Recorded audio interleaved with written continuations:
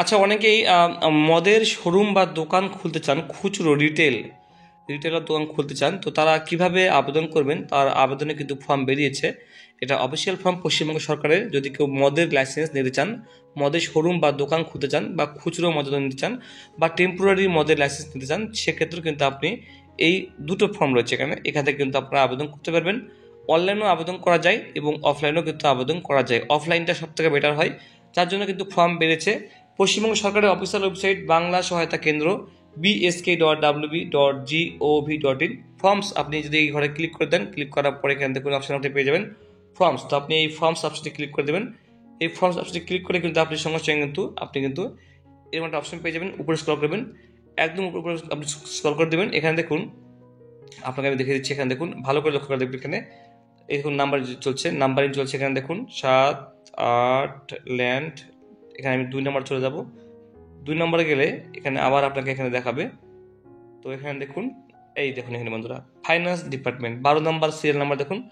12 নম্বর ঘরে আপনি দেখুন, এখানে 12 নম্বর finance department, retail liquor outlet registration form English, খুচরো মজুদ ইংলিশ ফর্ম এখানে রয়েছে। বাংলা ফর্মও একটা রয়েছে, তো এখানে ইংলিশ ফর্ম রয়েছে। মাত্র 95 KB রয়েছে এটা। এই পিডিএফটা আমি এখান থেকে ক্লিক করে দেবো। যখনই এটা ক্লিক করে দেবো, সঙ্গে সঙ্গে দেখুন ফর্ম ডাউনলোড হয়ে যায় বন্ধুরা। আর এই ফর্মটা দেখুন এখানে দেখাচ্ছে Kolkata gazette extraordinary published by authority. ঠিক আছে, এটা 2003 সালে আইন পাস করা হয়েছে। গভর্নমেন্টের ওয়েস্ট বেঙ্গল নোটিফিকেশন দেওয়া রয়েছে। এখানে সব কিছু আপনি এখানে পড়তে পারেন, কি নিয়ম আছে, কারা পাবে, কি পাবে। এখানে হিন্দু মুসলিম কোনো ব্যাপার নেই, যে কোনো কাস্টের সব কাস্টের এখানে আবেদন করতে পারবেন।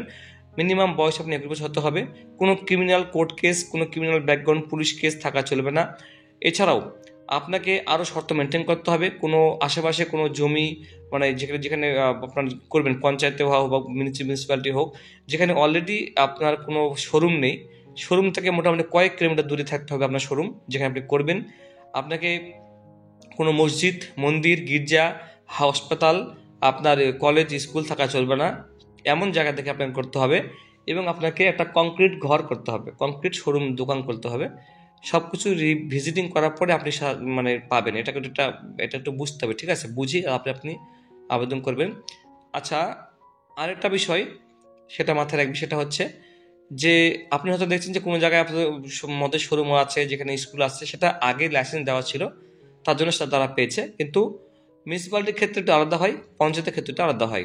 ঠিক আছে, পঞ্চায়েতের ক্ষেত্রে একটু মানে একটু যে আপনার যে ইনভেস্টিগেশন সেটা একটু আলাদা হয়।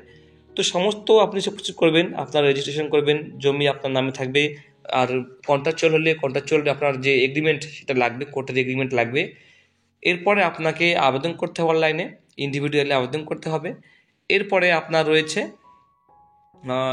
আপনার যে শোরুমটা কত বাইস কত স্কোয়ারে হবে, সেটা আপনি অবশ্যই জানতে পারবেন। প্রতিটা ডিস্ট্রিক্টের আন্ডারে কিন্তু আপনার যে সেটা কিন্তু মানে আলাদা নিয়ম রয়েছে।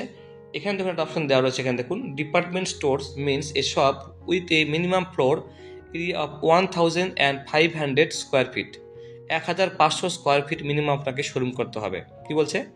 1500 ফিট মানে 1500 ফিট স্কোয়ার ফিট আপনাকে একটা ঘর করতে হবে। Having departments of retail sale of various commodities. ঠিক আছে, সব কিছু সেখানে অপশন থাকবে।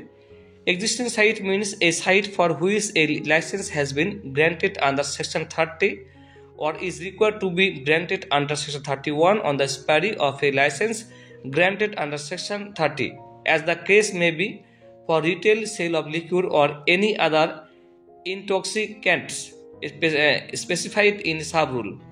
তো এগুলো রুলস, মানে এখানে বেশি কিছু দেওয়া নেই। উপরটা যেটা আমি আপনাকে মার্ক করে দিয়েছি, সেটা কিন্তু ভেরি ভেরি ইম্পর্টেন্ট বিষয়। এখানে আরও রুলস নিয়ম দেওয়া রয়েছে, বাট যেটা আপনাকে বললাম সেটা বেশি ফ্যাক্ট। ঠিক আছে, আচ্ছা, এখানে লোকাল এরিয়া, আপনার গ্রাম পঞ্চায়েত এরিয়া, সব কিছু এখানে ভাগ করে দেওয়া হয়েছে।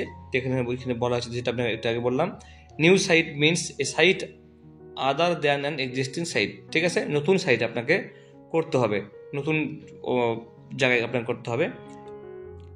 আচ্ছা, এটা দেখুন লাইসেন্স কবে কবে দেওয়া হয়ে থাকে, এটা একটু আপনারা দেখবেন লাইসেন্স কবে কবে দেওয়া হয়ে থাকে।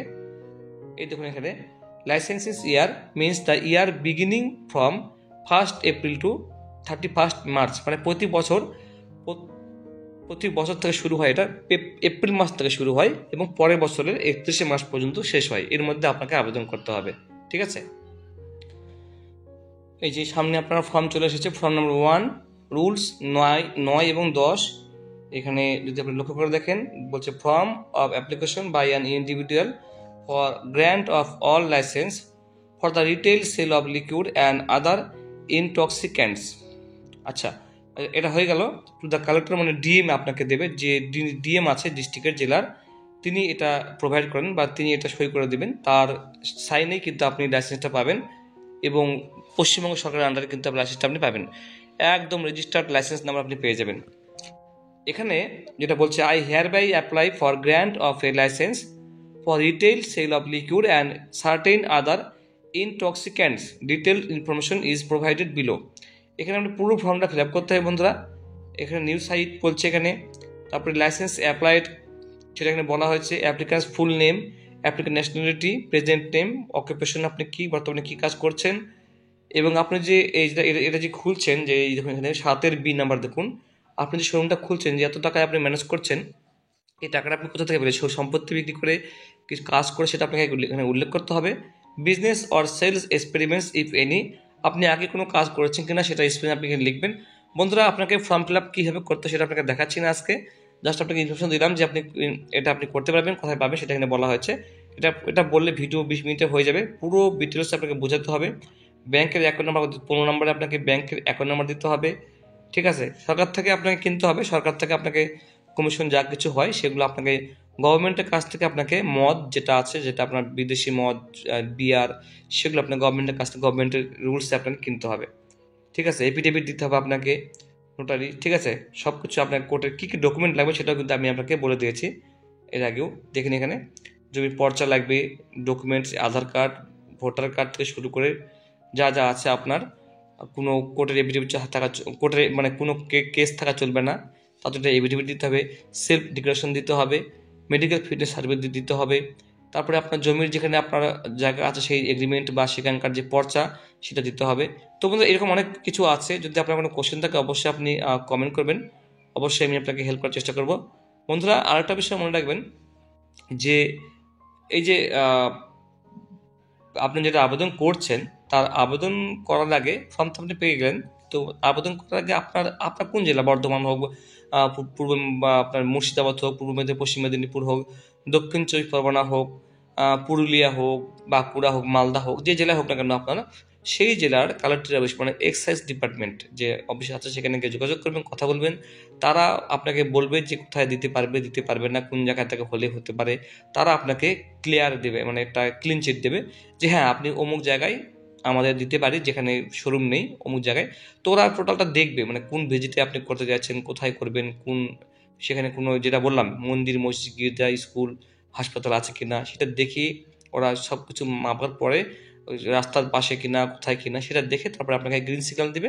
তারপরে আপনি আপনার কনস্ট্রাকশন মানে ঘর তৈরি করুন, তারপরে তাদের সাথে কথা বলে আপনি কিন্তু তৈরি করবেন, লাইসেন্সটা আপনি 1 থেকে 2 মাসের মধ্যে পেয়ে যাবেন। তো বন্ধুরা, এই ছিল আপডেট। কোনো কোশ্চেন থাকলে অবশ্যই আপনি কমেন্ট করবেন, কমেন্টে আমি আপনাকে অবশ্যই হেল্প করব, আমার নাম্বার দেবো যদি আপনি চান, অবশ্যই। Thank you so much.